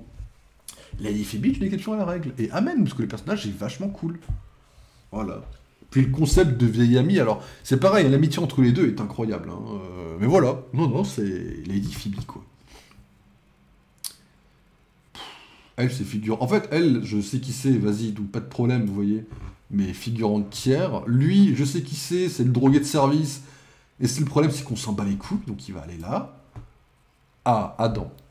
Mais Adam, faut qu'on en parle aussi, parce que Adam, je crois que c'est... En vrai de vrai, Adam, ça va là. Voire même là. Parce que Adam, au début, t'es en mode, vas-y, c'est juste un mec qui sait pas aimer les gens, tu vois. Non, non, le mec, c'est un fils de pute manipulateur. Le moment où il regarde Kate en mode, eh non, elle est à moi, je t'ai baisé. Avec juste son regard, je suis en mode, oh, le fils de pute. Et Adam, il a un développement inverse à Lady Phoebe qui est super efficace. Et le fait que sa mort, ça soit Tom Lockwood qui ait dit à une prostituée en mode, bon écoute, je te donne de l'argent et tu vas me le buter, ok? Et il s'est fait tabasser à mort. Et en fait, je suis même pas un peu triste pour... Alors, bon, quand t'imagines la mort, tu te dis, putain, il a dû souffrir. Après, tu te rappelles ce qu'il a fait à Lady Phoebe et tu te dis, bah, chais, quoi. Et oui, chais, connard. Et ça fonctionne bien. Adam et... Ouais. Alors, elle, c'est Gemma. Gemma, c'est... Et Gemma m'a fait taper des barres aussi parce que c'est une fille qui a aucun filtre, littéralement. Genre, en fait, c'est un peu comme elle, là. C'est-à-dire que elle dit des choses racistes, homophobes, xénophobes, enfin, tout ce qui finit par phobe. Et, et comme elle est friquée, elle s'en bat les couilles. Ce qui fait que les réactions que Joe a vis-à-vis d'elle sont assez marrantes. Mais bon, elle se fait juste égorger et on s'en fout, pas plus que ça. Donc, en vrai de vrai, je la mets là, à côté de celle qui fait pareil, quoi. Les deux sont les mêmes, hein, quasiment. Ah ouais, lui. Alors lui, faut... En vrai, je vais peut-être... Peut-être je vais me faire aller... Peut-être que je vais me faire foutre, mais c'est mauvais tir, hein. Genre là. Genre lui, grosso modo, c'est un mec, il est en mode romantique avec Kate, et tu découvres très rapidement que c'est juste un fils de pute, hautain avec les pauvres. Genre lui, c'est en mode... Lui, c'est pas un suprématiste blanc, c'est un suprématiste riche. Genre il est en mode, ouais, les pauvres, les gueux, la plèbe, ouais, il est de premier degré. Et en fait, ça fonctionne bien. Le truc qui fonctionne un peu moins bien, c'est que dans les rares points négatifs de la saison 4, bah, il a essayé de tuer Joe, et on revient jamais dessus. 2 fois. Genre, il y a une fois, il avait littéralement un fusil braqué sur Joe, alors que Joe avait rien fait à ce moment-là. Kate le voit, alors il baisse son arme, hein, mais il n'y a aucune... Il n'y a rien derrière. Il n'y a pas de punition. Il n'y a pas de... Non. Il y a R. Littéralement, comme disent les Legends. Il y a R. Genre, il est trop... On passe trop sous les radars alors que c'est un gros con, quoi. Bon, vas-y, tranquille, hein. Alors lui, c'est Simon. Simon, c'est un artiste qui a volé les œuvres d'art d'une gamine, qui les a exposées en son nom, et puis il se fait tuer et découper l'oreille. Le perso est... Bah, il existe, quoi. T'es content qu'il existe, il se fait tuer, c'est content qu'il soit tué, mais bon, on revient pas plus que ça sur quelque chose, quoi. D'ailleurs, je viens de me rappeler que Malcolm avait les dossiers sur Adam et sur Simon. Du coup, je vais peut-être le passer là. Parce que c'était quand même un bon vieux connard, mais qui savait toutes les crasses des autres, quoi. Mais on revient pas trop sur ça, d'ailleurs, hein. Comment un mec aussi con que ça a pu savoir autant de choses? Mais bon, bref, anyway. Elle, c'est pareil, hein, c'est comme l'autre. Sa pote, saison 4, les deux sont un peu random, voilà. Sauf que elle a la même tronche pendant 10 épisodes, quoi. Alors lui, j'étais content. J'avais oublié que Alfred de Gotham était dans la série, d'accord? Donc j'étais content, en effet, de le voir. Le problème, c'est qu'il se fait tuer et qu'on ne sait jamais qu'il meurt. Personne ne sait jamais qu'il meurt. On ne sait pas qu'il est mort, hein, dans la série, officiellement. Il a été enterré dans un cimetière, donc personne n'a dû retrouver le corps, en plus. Qu'est-ce que vous voulez que je vous dise? Le perso est bâclé, de fou furieux.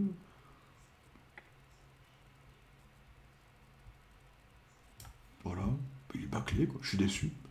Elle, c'est pareil, sur le papier, elle est pas bâclée, elle est même cool. J'aime beaucoup le principe qu'on a mis en saison 4 de, je crois que ça s'appelle l'érotomanie, je crois. Le fait de se croire lié à quelqu'un alors qu'on n'est pas du tout lié à cette personne. D'ailleurs, elle est un indice pour Joe, et j'aime beaucoup cette subtilité-là.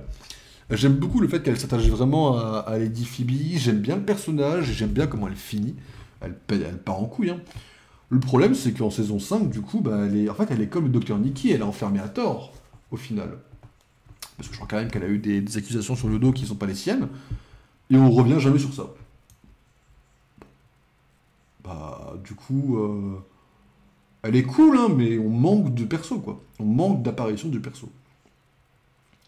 Du coup, je vais la mettre là. Mais c'est cool, Caso, là, déjà.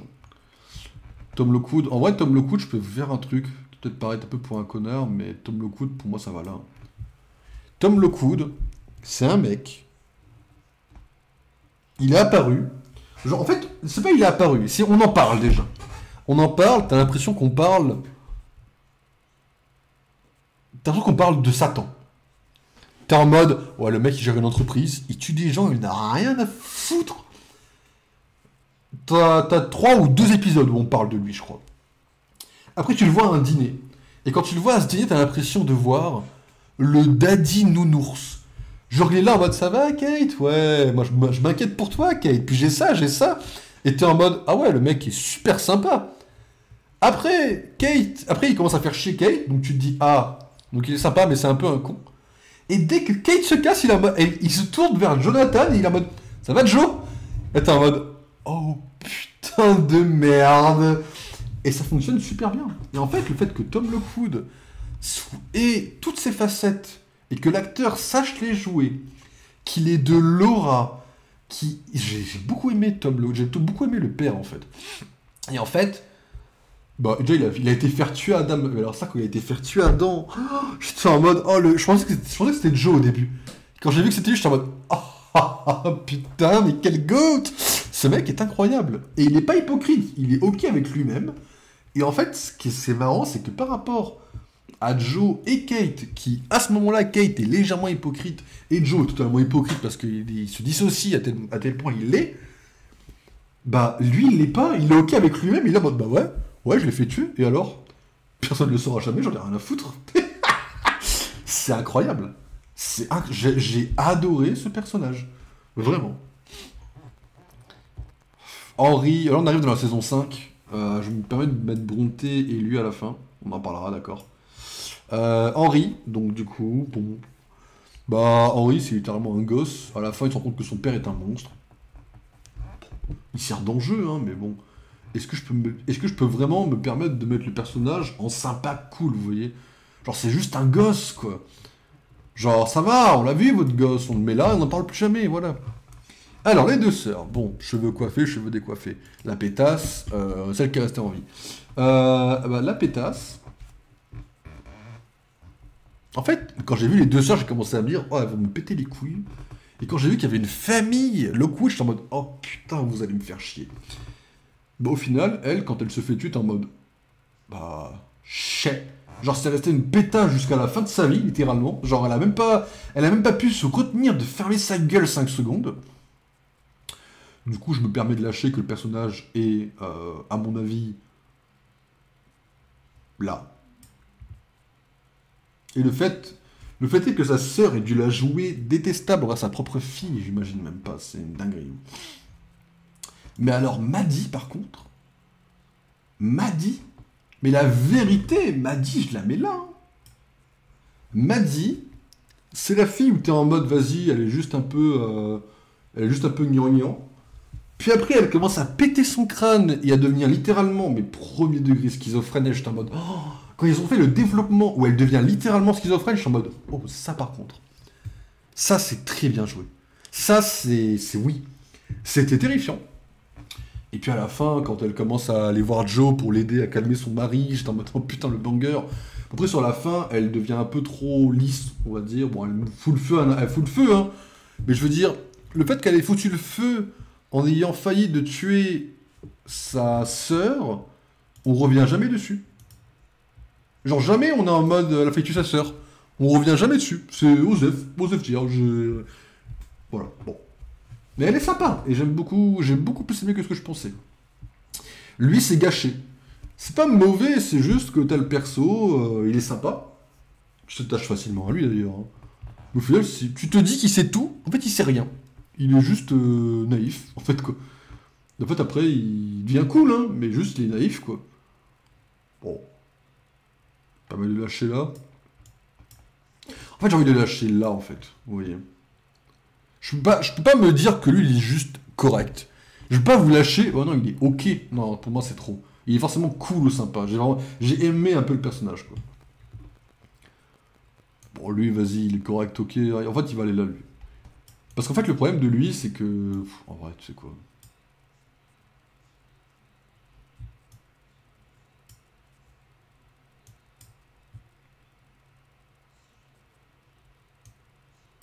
En fait, le problème de Harrison, c'est qu'il n'a pas énormément de... Il n'a pas énormément de... Vous savez quoi? Ouais, hop. Il n'a pas énormément de personnalité en soi, Harrison. Il se sacrifie pour celle qu'il aime. Il accepte que celle qu'il aime était un peu folle. Leur relation est similaire au couple Conrad dans la cage. Mais c'est pas non plus folichon, folichon. Vous voyez ce que je veux dire? C'est bien, hein. C'est pas folichon, quoi. On va pas non plus très loin, quoi. Je me permets de faire ça. J'y repense comme ça, hein. Je me permets juste de... Ouais. Figurante. C'est une des copines de Bronté, figurante. Osef on s'en bat les couilles. Par contre, elle est un peu plus utile que elle, donc je le mettrai là. Alors lui, c'est juste un des mecs que Joe tue, qui a voulu tabasser ou tuer Bronté. T'apprends que c'est juste un misogyne, un connard. Bon, Joe va le buter, quoi. Ouais. C'est bien, t'es là, quoi. Lui, c'est un connard, mais en fait, le problème du connard, c'est que je vais le mettre là. Voilà, c'est quoi. Pourquoi c'est un connard, lui? Même là, tu sais quoi. Pourquoi c'est un connard, lui? Parce qu'il a voulu baiser Kate en lui piquant son entreprise. Quel est le problème de ce personnage? Il apparaît pas avant. Genre, ok, il se fait trahir par... Il trahit Kate. Ok, l'impact doit être fort. Mais il aurait été fort si on avait vu un épisode sur les 3 ans. Imaginez juste on a 10 épisodes. On enlève le 10e, Kate et Joe meurent dans l'incendie, il y a 9 épisodes. Et ben le premier épisode, c'est un récap des 3 ans. Et pendant 3 ans, tu montres ce personnage se lier avec Kate, gagner sa confiance, pour plus tard lui planter un couteau dans le dos. Ils l'ont pas fait. Du coup, sa trahison, elle a pas d'impact. Il meurt, hein, c'est un peu triste parce que voilà, c'est un peu le vieux pépé, donc il meurt. Vas-y, en plus, il se la joue cow-boy, bon. Il meurt. Bon. Osef, on s'en bat les couilles. Voilà, ciao Clayton. 2h02, touchez votre nez. Clayton, c'est un perso. Il est pas mauvais, hein, c'est le fils de Dr. Nicky. Le problème, c'est pas qu'il est mauvais, c'est qu'il pop de nulle part. Et puis après, quand il part en vrille, c'est tellement peu vu de l'autre côté, même dans l'épisode de récap où on voit la vie de Brontë, c'est tellement pas beaucoup vu qu'il part en couille, qu'au final, je suis en mode, bon bah, c'est juste un connard depuis le début. Puis à la fin, il pense même plus à son père, il pense juste à tuer, quoi. Donc au final, lui, pour moi, c'est très hypocrite et c'est mal amené dans la série, surtout dans une saison où tu veux faire passer Joe pour le fils de pute. Mettre ce perso, pour moi, c'est raté. Voilà.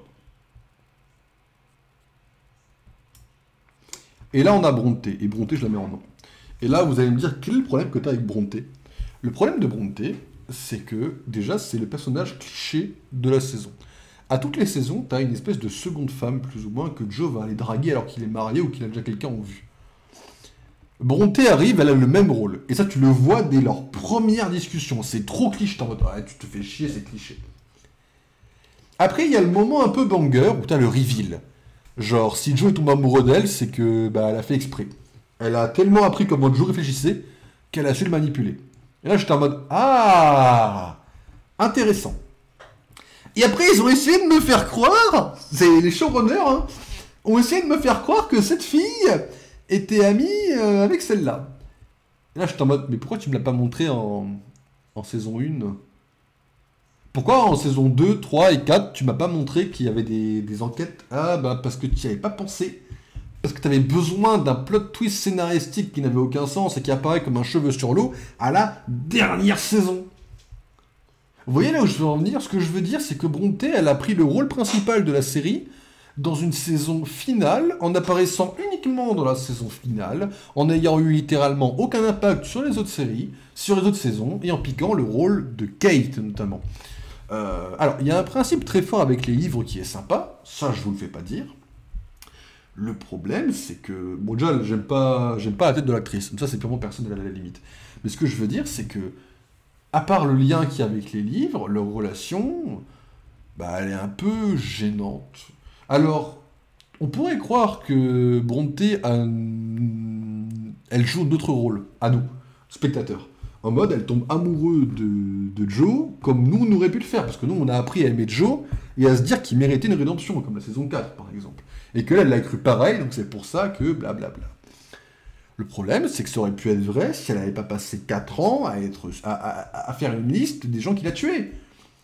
4 ans. C'est-à-dire qu'à force à un moment, elle a compris qu'il a tué des gens et des gens et des gens.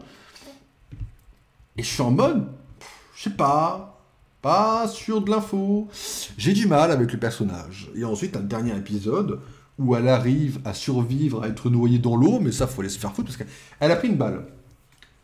Elle va mal, elle court depuis quelque temps, elle se fait noyer sous l'eau. Alors, elle peut fake la mort, hein, mais à partir du moment où Joe est un tueur en série professionnel depuis 5 ans, je pars du principe que si elle n'était pas morte, il l'aurait su. Bref, ça c'est encore autre chose. Mais elle est celle qui arrête Joe Goldberg. Et pour moi, étant donné qu'elle apparaît à la dernière saison, qu'elle apparaît comme un... En fait, elle apparaît comme un cheveu sur la soupe. Ce qui n'est pas une mauvaise chose dans une série, mais pas en saison finale, au point de piquer le rôle des autres, surtout de Kate, et au point de faire chier pendant une saison entière, quoi. Genre, pour moi, en effet, j'ai pas aimé le personnage. Elle apparaît trop tard. Si t'avais fait des petits trucs, genre en mode... Vas-y, qu'est-ce que t'aurais pu faire? T'aurais pu faire un truc en mode... Bah déjà, faire en sorte que des gens sur Internet, ou des gens traquent Joe en mode, ouais, on sait que... Blablabla, blablabla, on sait que t'as tué... que t'as tué Beck. Genre, en fait, en saison 3, il est trop laissé tranquille. Genre, si ils étaient vraiment sûrs que Joe était un connard... Bah, ils auraient été en mode, ouais, Joe Goldberg, saison 3, et t'aurais eu des trucs en saison 3, mais tu n'as rien eu en saison 3. En saison 4, c'est compréhensible, il avait un autre nom, Il était en Angleterre, il était à Londres. Je peux comprendre, en saison 4, officiellement, Joe Goldberg est mort. Mais en saison 3, Joe Goldberg était bien en vie, il avait une adresse, il était avec la famille Queen, sur les réseaux sociaux, en plus avec sa mère. Je sais pas, moi je trouve qu'il y a quand même beaucoup de problèmes avec Brontë, et qu'elle apparaît trop pour piquer des rôles qui n'auraient pas dû lui aller. Et au final, la série se donne ça. Et vous savez quoi, je vais faire un truc, je vais monter Phoebe en Goat en vrai. Voilà.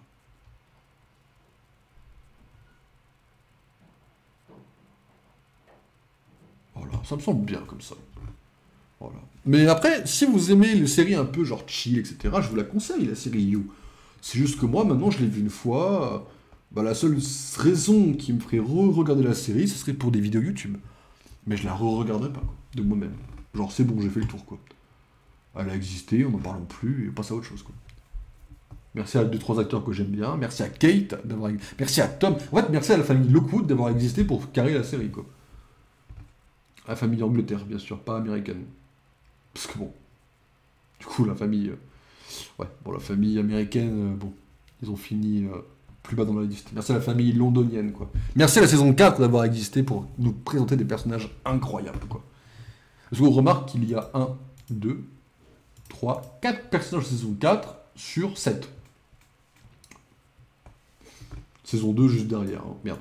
Saison 2 juste derrière. Marianne a existé, bon, merci Marianne. Hein. Saison 4 également, on pourrait pas se la compter. Hein. Mais voilà. Marianne est un des meilleurs persos, vraiment. Mais voilà. Allez, mesdames et messieurs. Ah, ça faisait longtemps une petite... Par contre, j'ai beaucoup parlé, j'ai la gorge un peu asséchée. Je comptais faire à boire et j'ai complètement zappé en lançant le stream vite. Je suis un connard.